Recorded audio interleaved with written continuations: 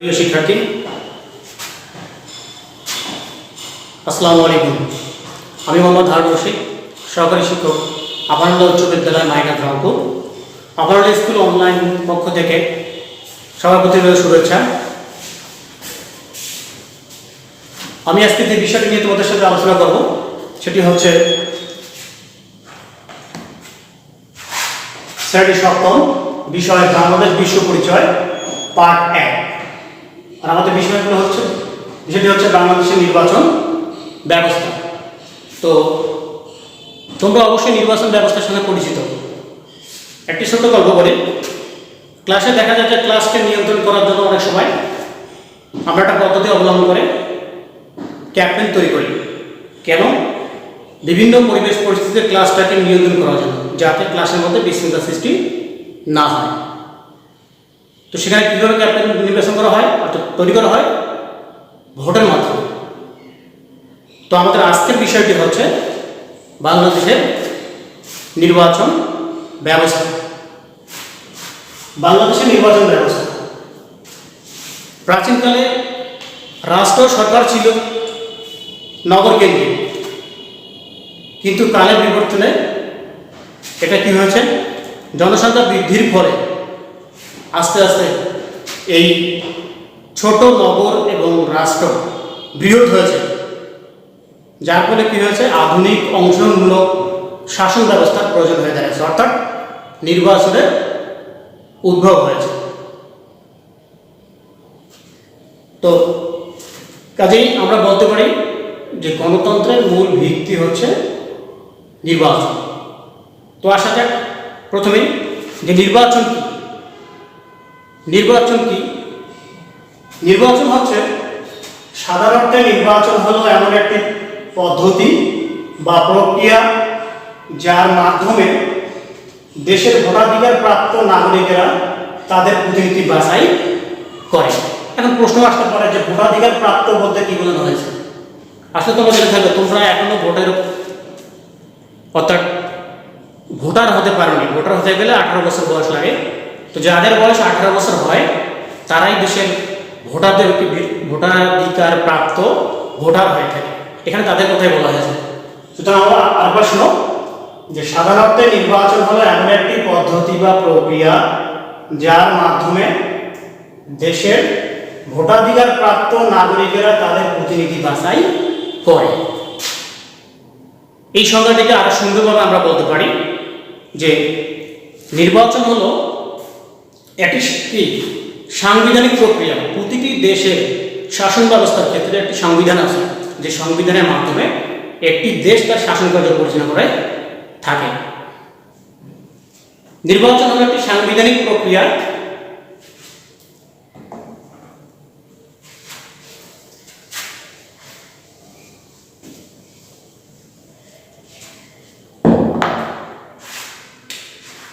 নির্বাচন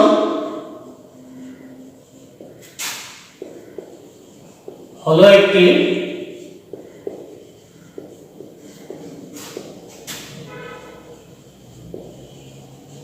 সাংবিধানিক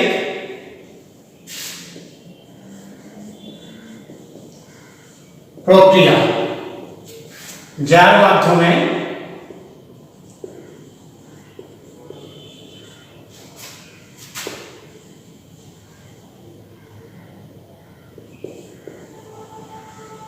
ভোটাধিকার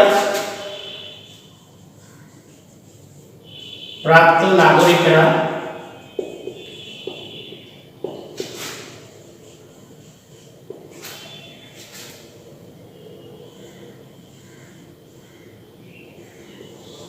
ভোটের মাধ্যমে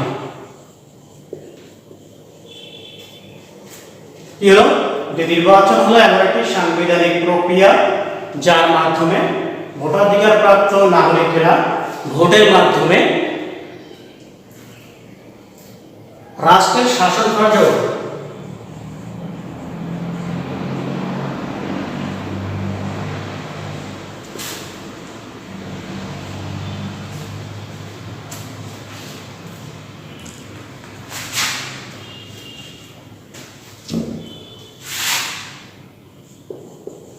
রাষ্ট্রের শাসন কার্য পরিচালনার জন্য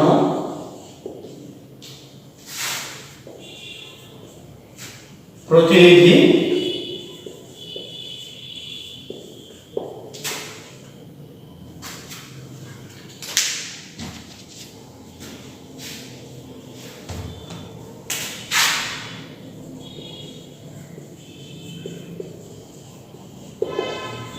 বাছাই করে। তো শিক্ষার্থী, আগে সংখ্যাটি ছিল যে নির্বাচনের পরীক্ষা যার মাধ্যমে দেশের ভোটাধিকার প্রাপ্ত নাগরিকরা তাদের প্রতিনিধি বাছাই করে।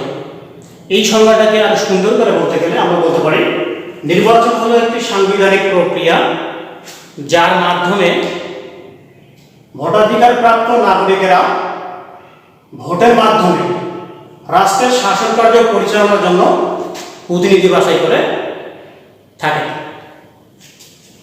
এটি ছিল নির্বাচনের সংজ্ঞা। তো শিক্ষার্থী,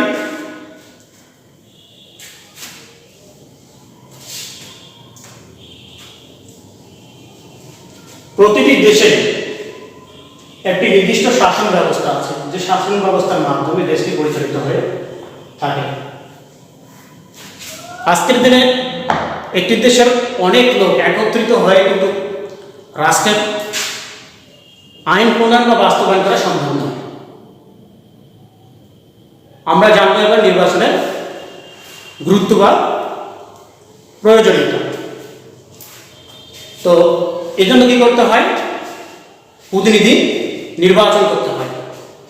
আর প্রতিনিধি নির্বাচন করেন যারা প্রতিনিধি নির্বাচিত হয় তারা তাদের হয়ে শাসন কার্য পরিচালনা করে থাকে। এই যারা প্রতিনিধি নির্বাচন করেন তারা কিভাবে শাসন কার্য পরিচালনা করবেন এই মতামতটিও কি হয় সম্পর্কে ভোটাররা তাদের মতামত প্রকাশ করে থাকে। সেদিক থেকে আমরা বলতে পারি যে আধুনিক রাষ্ট্রে নির্বাচন হলো একটি মূল ভিত্তি। আমরা যদি একটু দেখতে যাই, এটি একটি গাছ।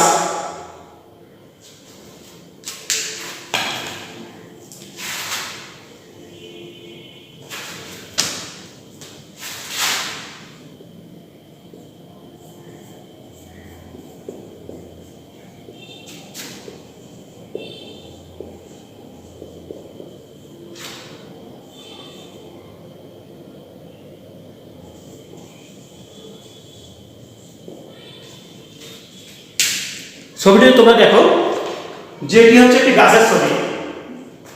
গাছের মাটির উপরে যে অংশটা, এই অংশটাকে বলা হচ্ছে গণতন্ত্র, আর মাটির নিচের অংশটা যেটাকে বলা হয়েছে মূল, এটাকে বলা হয়েছে নির্বাচন।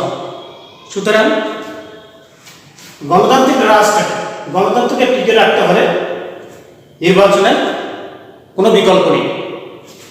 বুঝতে পারছো যে নির্বাচনের কোনো বিকল্প নেই। আর নির্বাচনই হলো কি গণতন্ত্রের ভিত্তি।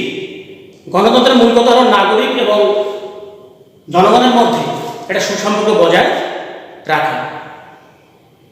মূলত এই সকল কারণে একটি দেশের নির্বাচন প্রয়োজন হয়ে যায় বা নির্বাচনের গুরুত্ব রয়েছে। আমরা যদি একটু নিচের দিকে তাকাই,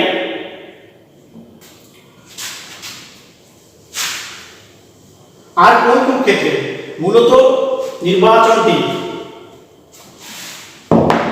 কি কারণে এত প্রয়োজন, কেন বা নির্বাচন করতে হবে, এটি আলোচনা করলে কিছু বিষয় দাঁড়িয়ে যায়। যেটি হচ্ছে আমরা যদি বলি, এক,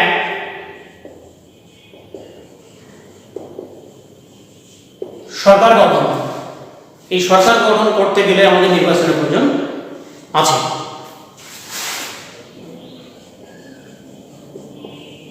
আইন প্রণয়ন,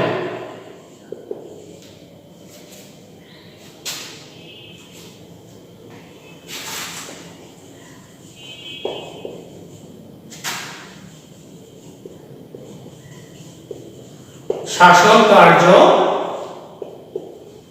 পরিচালনা,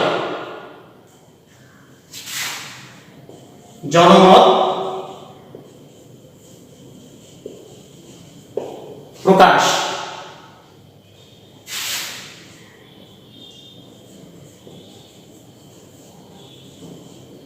অন্যায়ের বিরুদ্ধে প্রতিবাদ,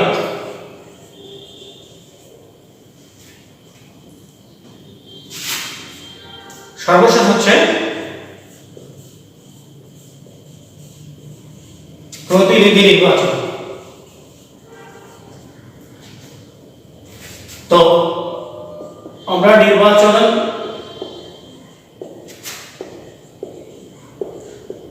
গুরুত্ব, অর্থাৎ এই সকল কারণে এখানে যে পয়েন্টগুলো আছে যে একটি দেশে নির্বাচনের কেন প্রয়োজন সেটি আলোচনা করলাম। মূলত আমাদের এই বিষয়গুলো বের হয়ে আসবে।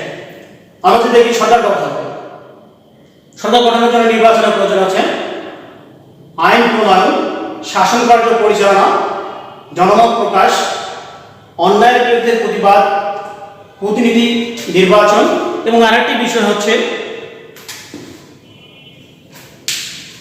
দেশকে সুষ্ঠুভাবে পরিচালনার জন্য নির্বাচন প্রয়োজন আছে। অর্থাৎ নির্বাচন ছাড়া গণতন্ত্র অচল। এই নির্বাচন আমাদের দেশে দুটি পর্যায়ে হয়ে থাকে। আমরা দেখতে পাই যে জাতীয় সংসদ নির্বাচন এবং স্থানীয় পর্যায়ে নির্বাচন। জাতীয় সংসদ নির্বাচনের ক্ষেত্রে দেখা যায় কি যে জাতীয় সংসদের যে প্রতিনিধি আছে তারা জনগণের প্রত্যক্ষ ভোটে নির্বাচিত হয়ে থাকে। ঠিক এমনিভাবে স্থানীয় পর্যায়ের কিছু নির্বাচন আছে যে নির্বাচনগুলোতে জনগণ তাদের প্রত্যক্ষ ভোট দিয়ে প্রতিনিধি নির্বাচন করে থাকে। তো তোমাদের তো এখনো ভোট হয়নি, কিন্তু তারপরে তোমরা তোমাদের এই সময় এবং স্বল্প সময়ের মধ্যে নির্বাচন সম্পর্কে বা নির্বাচনী গতিবিধি বা নির্বাচন বিষয়টিকে তোমরা জেনেছো বা দেখেছো। এটা যখন জাতীয় সংসদে নির্বাচন হয়, স্থানীয় পর্যায়ের নির্বাচনগুলো হলো ইউনিয়ন পরিষদ নির্বাচন, পৌরসভা নির্বাচন, সিটি কর্পোরেশন নির্বাচন এবং 3 পার্বত্য চট্টগ্রাম জেলা নির্বাচন। এই নির্বাচনগুলো আমাদের দেশে হয়ে থাকে।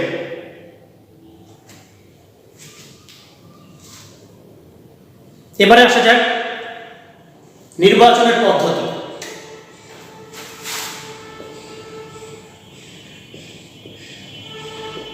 নির্বাচনের পদ্ধতি আমাদের দেশে কয় ধরনের নির্বাচন হয়ে থাকে? নির্বাচনের পদ্ধতি অর্থাৎ নির্বাচন পদ্ধতি 2 ধরনের।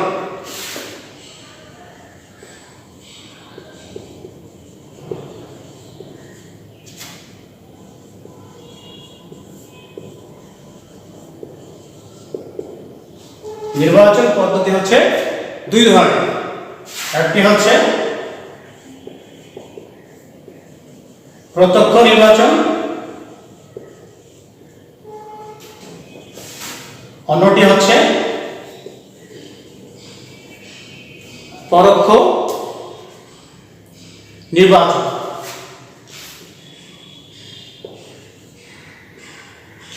আমাদের দেশে এই 2টি পদ্ধতির মাধ্যমে নির্বাচন হয়ে থাকে। প্রিয় শিক্ষার্থী, এখন আমরা জানব এই প্রত্যক্ষ নির্বাচন এবং পরোক্ষ নির্বাচন। প্রত্যক্ষ নির্বাচন এবং পরোক্ষ নির্বাচন যে পদ্ধতিটা আছে এই পদ্ধতিতে কিভাবে নির্বাচন হয়ে থাকে। প্রথমে আসা যাক প্রত্যক্ষ নির্বাচন। প্রত্যক্ষ নির্বাচন হচ্ছে নাগরিকরা যখন সরাসরি ভোট প্রদানের মাধ্যমে তাদের প্রতিনিধি নির্বাচন করে। আরেকবার শোনো ভালো করে, দেশের ভোটাধিকার প্রাপ্ত নাগরিকেরা যখন সরাসরি ভোটের মাধ্যমে প্রতিনিধি নির্বাচন করে তখন তাকে প্রত্যক্ষ নির্বাচন বলা হয়। আমাদের দেশে এই পদ্ধতিতে যে সকল নির্বাচন হয়ে থাকে, যেমন জাতীয় সংসদ নির্বাচন, ইউনিয়ন পরিষদ নির্বাচন, পৌরসভা নির্বাচন, সিটি কর্পোরেশন নির্বাচন, এই প্রত্যক্ষ পদ্ধতিতে হয়ে থাকে।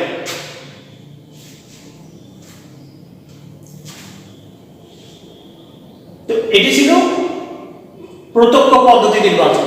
অর্থাৎ আবারও বলছি, যখন একটি কোনো রাষ্ট্রের ভোটাধিকার প্রাপ্ত নাগরিক সরাসরি ভোটের মাধ্যমে প্রতিনিধি নির্বাচন করেন, তখন তাকে বলা হয় প্রত্যক্ষ নির্বাচন। এবারে আসা যাক পরোক্ষ নির্বাচন। পরোক্ষ নির্বাচন কি? এই পদ্ধতিতে নাগরিকরা সরাসরি চূড়ান্ত ভোটার প্রতিনিধি নির্বাচন করতে পারেন না। এখানে নির্বাচনটি হয় দুটি ধাপে। নির্বাচনটি হয় দুটি ধাপে।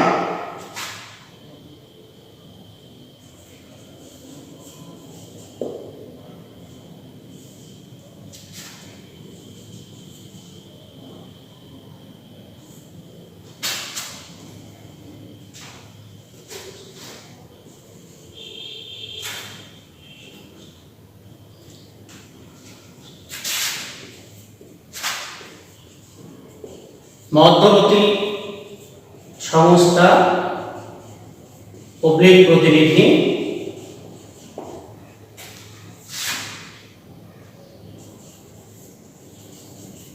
প্রথম ধাপে নির্বাচন,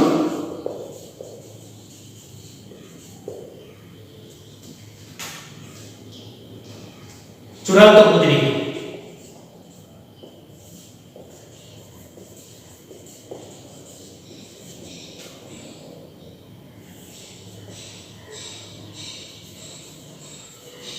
দ্বিতীয় ধাপে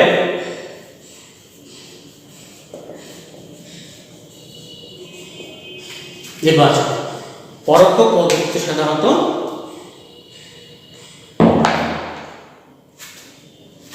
যে নির্বাচনটা হয়ে থাকে, এটি রাষ্ট্রের ভোটাধিকার প্রাপ্ত নাগরিকরা প্রথম নির্বাচনে তাদের মধ্যবর্তী সংস্থা অথবা প্রতিনিধি নির্বাচন করেন।